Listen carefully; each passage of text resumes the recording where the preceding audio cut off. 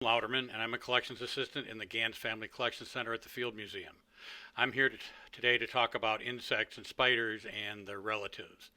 Today let's start out with something live. This is a Madagascar hissing cockroach. These are cockroaches that are found only in Madagascar.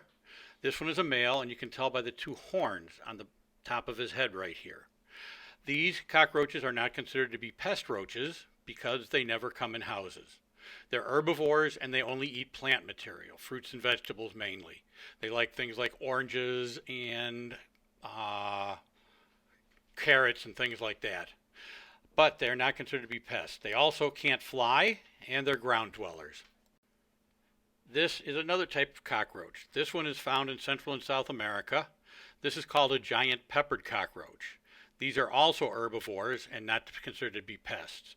These are found in Central and South America. I've collected them both in Bolivia and Costa Rica. The ones that I have, all of the live insects and spiders that I have are all captive bred, so they aren't being taken out of wild populations.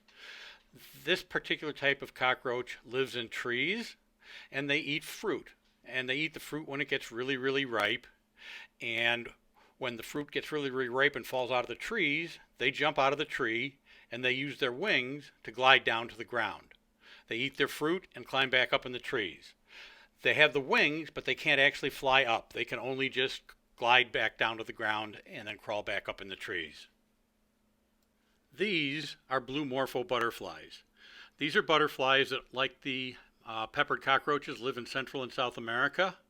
These are butterflies that will never ever lose their color. They don't get their color from pigment. They actually get their color from reflection. Butterflies all have scales on their wings, and these butterflies have scales that are very, very, very thin. So all colors of the spectrum pass through the wings and are absorbed except for the blue, and the blue is reflected back. These butterflies could be left out in the sun for 100 years and they'd look just like they do today. And in fact, these butterflies were all collected before 1900. So these are 125 to 150 years old. And the way we know that they were collected before 1900 is the gentleman who collected them died in 1902. And he wasn't actually an entomologist, he was a stonemason. But he had one of the very best butterfly and moth collections in the world, the best private butterfly and moth collections in the world. Next, we have another type of butterfly. These butterflies are called leaf mimic butterflies. Pretty obvious why they're called leaf mimic butterflies. This is actually a butterfly. And when butterflies are at rest, they fold their wings up like this. Moths, on the other hand, when they're at rest, they fold their wings kind of like this into like a lean-to pattern. But these butterflies, the way they protect themselves, when they land on a tree branch, they land kind of like this, so that the pedicel is touching the branch and they just look like a dead leaf hanging from the tree. And pretty much everything that eats leaves wants nice big green juicy leaves, not old dried out brown leaves. So they're protected because there's nothing that's going to eat them. Also, when these butterflies are flying, and they fly in the spring and fall when all of the understory, the plants in the understory, have died or have not yet greened up in the spring. And the colors of their wings when they're flying blend in with the browns and different earth tone colors on the ground, so that when birds are flying, the birds can't see them. So they're protected both when they're flying and when you turn over the other side, the leaf side, when they're at rest. These are kind of cool insects. These insects are called peanut heads. Pretty obvious how they get their name because of the big peanut at the top of their head. These are flying insects that live in the rainforest in Central America. All of these were collected in Brazil, but I've found them both in Costa Rica and in Bolivia when I was there. But they're flying insects and their eyes are located way, way, way back at the back of the head. So the field of vision of these butterflies is kind of like this. They can't see anything out in front of them, but they fly. And if they're flying around in the rainforest, which is full of lots of trees, you'd think they'd be running into trees all the time. Well, the peanut is actually full of sensory hairs, and they use what's called echolocation.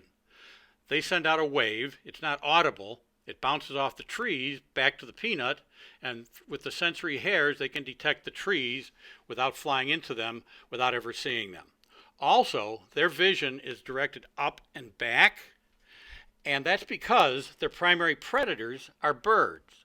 So when a bird flies at them and they see the bird coming, they throw open their wings, exposing the two eye spots. And those two eye spots are the exact same size, color, shape, and distance apart as the eyes of a puma, which is a big cat that also lives in Central and South America. So when the bird sees those big eye spots, they think it's a puma, and the bird flies away and leaves them alone. And it obviously works quite well because at night, where these are found, they're all over the place. You can find them on the trees all over the place. Okay, here's our next live friend. So, of course, this isn't an insect. This is a spider. It's a tarantula. This is a Mexican red-kneed tarantula, and she gets her name because she comes from Mexico, and you see the red spots on all of her knees.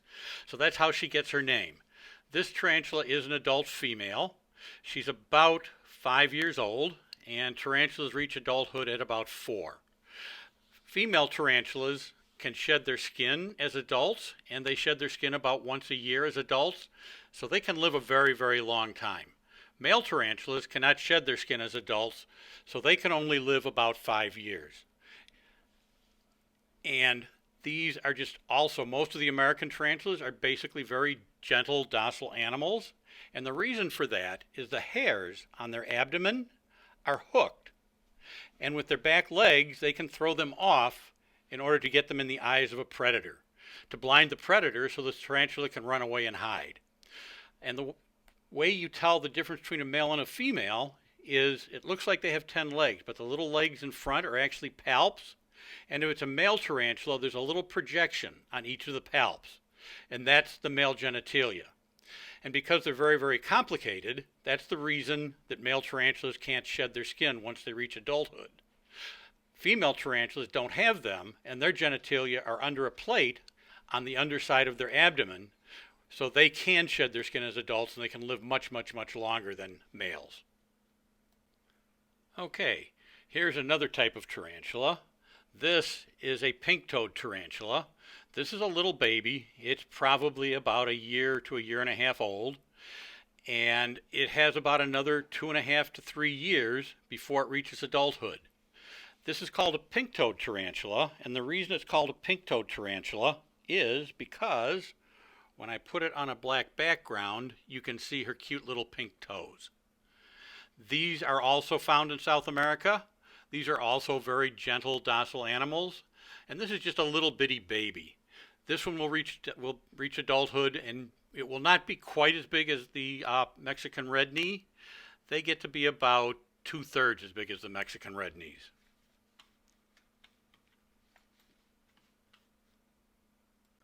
Okay, so right now, the research work that I'm doing, I'm surveying prairies that have been restored in northwestern Illinois, up in Joe Daviess County, which is up in the northwest corner of Illinois. Illinois is known as the Prairie State.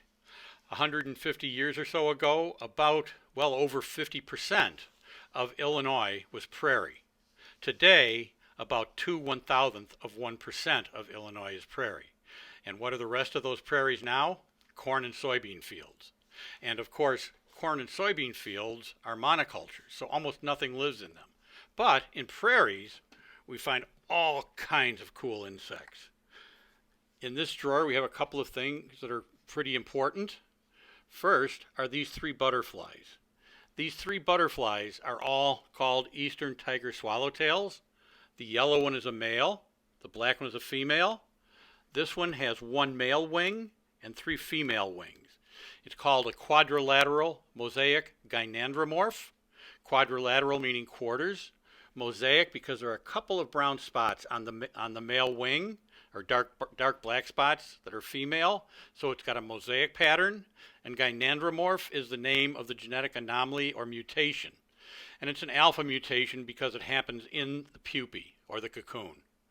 This butterfly is the rarest thing that ever happens in nature. It occurs way less than 1 in a billion butterflies, and it only happens in the eastern tiger swallowtail, which is Papilio glaucus. This butterfly was found in northwestern Illinois in a restored prairie in the town of Hanover, and I found it in 2014, so it's the coolest thing I've ever collected. Also in this drawer, down in this corner, this dragonfly is called a shadow dragon, and it is one of the insects that is an indicator of climate change.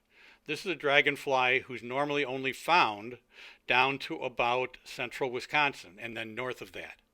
This one was collected in Joe Daviess County, and it is actually the first one ever collected in Illinois. So the reason that these can now live in Illinois is because the summers are not as hot as they used to be. So the ponds that the larvae live in don't get quite as hot, and they can survive further south.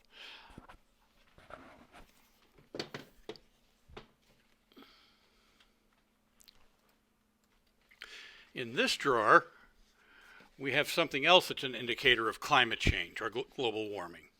These two big moths right here, the yellow and brown ones, are called Imperial Maas. And they are moths whose range normally gets about as far north as Indianapolis.